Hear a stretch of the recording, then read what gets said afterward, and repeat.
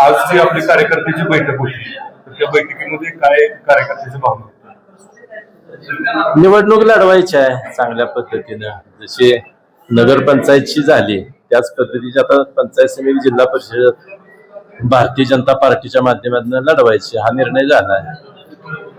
काल अनिल पाटलांनी तुमच्यावरती टीका केली की माझी जिरवायला गेली आणि स्वतः जिरून गेली. म्हणजे त्यांचं असं मत होतं की उपनगराध्यक्षपदाची सीट अनिल पाटलांचं नाव चर्चेत होतं त्यांच्या मिसेसचं, आणि तुम्ही त्याला आडपाटा घातला. मी आडपाटा घालायचं काही कारण नाही. आणि मग आता एक लक्षात घ्या, माझी आता ते म्हणतात की माझी जिरायचं काय कारण नाही. तर आमचा उपनगराध्यक्ष सध्या होणारच नव्हता ना, ते काही संख्याबळावर सगळ्यांना कळतच होतं ना, त्यामुळे आम्हाला कुणाची तरी गरज लागणारच होती.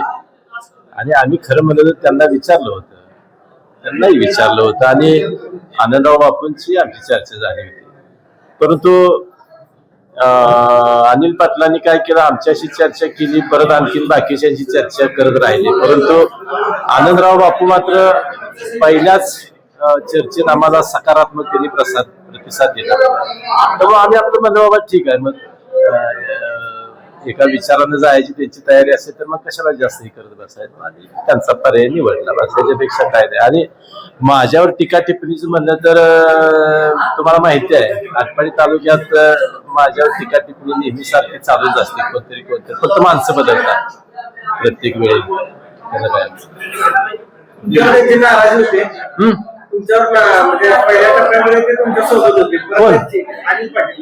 आमच्या सोबत कुठे त्यांनी वेगळी निवडणूक लढवली, आमच्या सोबत कुठे आहे.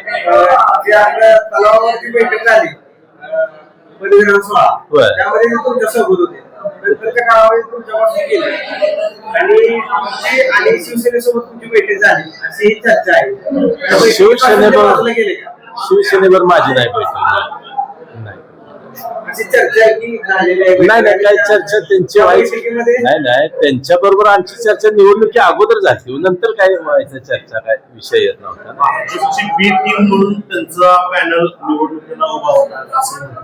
भाजपची बी टीम मध्ये राष्ट्रवादी कसं असतं अनिल पाटील राष्ट्रवादीचे आहेत ना, मग ते भाजपची बी टीम म्हणून कशी येतील नाही. आणि असं नसतंय, प्रत्येक जण आपापल्या पक्षासाठी आपापल्या संघटनेसाठी लढत असते. आता निकाल काहीतरी मत इकडे तिकडे झाल्यावर मग काहीतरी त्याचा अर्थ काढला जातो, ह्याच्यापेक्षा वेगळं काय नाही. जे पाटील समाजाचे कार्यकर्ते त्याला मागं खेचण्याचं काम वाड्याने केले नाही असं काय नाही. असं मागं खेचायचं काय, मग तसं असतं तर अनिलराव बापूंच्या सुनबाईंना आम्ही द्यायचं काही कारण नव्हतं. मग तसा विचार तुम्ही म्हणला तसं मग आम्ही शिवसेनेबरोबर युती केली असती, आमचा नगराध्यक्ष झाला असता, काय अडचण होती, असं काय नाही. आणि मुळात कसं आहे, पाटील, देशमुख, धनगर, ब्राह्मण, अमुक तमुक ते दिवस गेले. आता ह्या इतक्या खालच्या लेवलला जाऊन आता काही कुठली गोष्ट चालत नाही, असं नाही चालत. त्यांचं म्हणणं आहे की उद्याचा नगराध्यक्ष मी होईल ही भीती आहे कदाचित, त्यामुळं मला उपनगराध्यक्ष नाही. उद्याचा नगराध्यक्ष म्हणजे आता रिझर्व्ह आहे नगराध्यक्ष. आता निवडून आलेला नगराध्यक्ष 5 वर्ष चालणार आहे. 5 वर्षानंतर मी होणार आहे हे आज आता ते कसं काय सांगताय की कोण होणार आहे काय होणार. त्याच भीतीने तुम्ही नाकारलं. हे बघा, पुढच्या वेळी मी अमुक होणार आहे म्हणून मला नाकारलं असं होत नसते ना. लोकशाहीमध्ये असं कसं असतं. तालुक्यामध्ये वाढायचं मुळात एक लक्षात घ्या, आता प्राबल्य वाढायला ते त्यांचं काम आजपर्यंत करत आलेलंच आहे. तो किती ठिकाणी तर किती अनेक लोकांच्या सोबत त्यांनी काम केलेलं आहे. प्राबल्य वाढायचं आणि ह्याचा विषय आमच्या पुरता आम्ही बोलायला म्हणलं तर आमच्या समोर अनेक लोक आले, अनेक गेले, त्याची काही अडचण नाही, त्याला काय अडचण असते. लोकशाहीमध्ये हे घडत असतं आणि त्यामुळं त्यांचं प्राबल्य दुसऱ्यावर अवलंबून आहे, त्यांच्यावरच अवलंबून आहे. कुणी आम्ही म्हणून ते थांबणार नाहीत किंवा आम्ही मोठे व्हा म्हणून होणार नाहीत ना. प्रत्येकानं आपापलं स्थान निर्माण करायचं असतं. त्यामुळं ते मोठे होतील म्हणून आम्ही काय केलं अशातला भाग नाही. मुळात त्यांच्याकडून लवकर प्रतिसाद आला. बघा, आम्हाला एका माणसाची गरज होती, आणि आम्हाला तो घेणं गरजेचं होतं ना. शेवटी हे आकड्याचा खेळ आहे ना. त्यामुळं त्यांच्याशी चर्चा केली, ते बोलले आमच्याशी बरोबर व्यवस्थित, काय इकडं तिकडं बाकीच काय झालं नाही. परंतु आमच्या बरोबर त्यांनी दुसऱ्याही बाजूला चर्चा चालू ठेवली. तसं बापूंनी केलं नाही. बापूने आमच्या बरोबर चर्चा केली बस, नंतर मग आमच्याशीच टिकप राहिले. आम्ही मधावा त्यांच्यावर आपण चालेल. उपनगराध्यक्ष आघाडीसोबत तुम्ही मिळवलं.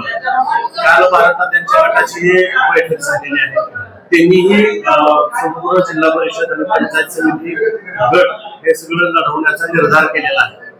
आता हे एकत्रित तुम्ही येणार. आता त्यांची अजून काय आमच्याशी चर्चा नाही. आमच्यापर्यंत तर काय तसं म्हणजे माझ्यापर्यंत तर तसं काय अजून त्यांचा प्रस्ताव आलेला नाही.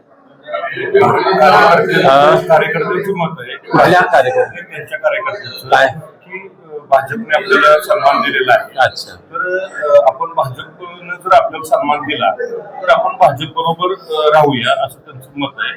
मग त्याच्या बाबतीत आपण तुमचे दोन म्हणजे पडळकर साहेबांनी कसं आहे, आता वातावरण महाराष्ट्रभर भाजपमय झालेलं आहे.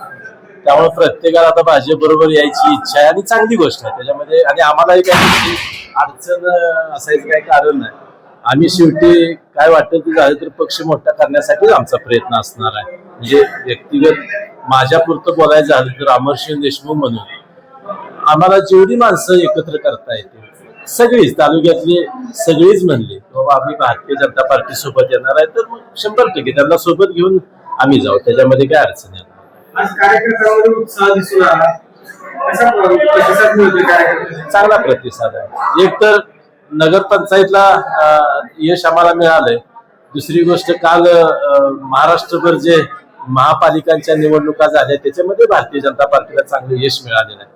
त्यामुळं उत्साह कार्यकर्त्यांचा स्वाभाविक आहे, चांगला असणं गरजेचं आहे. आणि एक पॉझिटिव्ह त्या ठिकाणी एक एनर्जी तयार झालेली आहे. त्याचा फायदा निश्चितपणे भारतीय जनता पार्टीच्या उमेदवारांना आणि उद्याच्या निवडणुकीला आम्हाला होईल.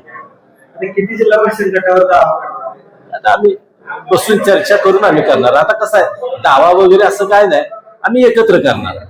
मग आता समजा तुम्ही म्हणल्यावर ही येणार आहे ती येणार आहे, आता तुम्ही तुमच्याकडनं मी ऐकतो त्यांना सोबत घ्यायचं असेल तर त्यांना काहीतरी संधी द्यावी लागणार आहे. त्यामुळं मला अमुकच पाहिजे असंच होणार असं घडत नसते. संघटना म्हणल्यावर थोडस मागं पुढं सरकून त्या ठिकाणी काम करावं लागतं. आमची ती तयारी असते नेहमी तसं काय. फक्त आमचं टार्गेट एक असतं की पक्ष आला पाहिजे, संघटना आपली विजयी झाली पाहिजे, हा हेतू ठेवून आम्ही उद्याची निवडणूक लढवणार. असं करत असताना नाराज गट तयार होण्याचे जास्त चान्सेस असतात.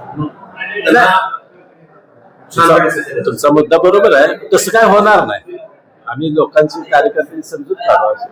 शेवटी सगळ्यांनी मिळून आपल्याला भारतीय जनता पार्टीच्या माध्यमातून आम्हाला यश मिळवायचं आहे. त्यामुळे थोडस मागं पुढे सगळ्याची आमच्या कार्यकर्त्यांची सगळ्याची तयारी असते. त्याच्यामध्ये काय अडचण नाही. नगरपंचायतीला राजेंद्र खरात जे होते ते शिवसेनेच्या मंचावर होते, त्यानंतर पुन्हा भाजपच्या मंचावर आले.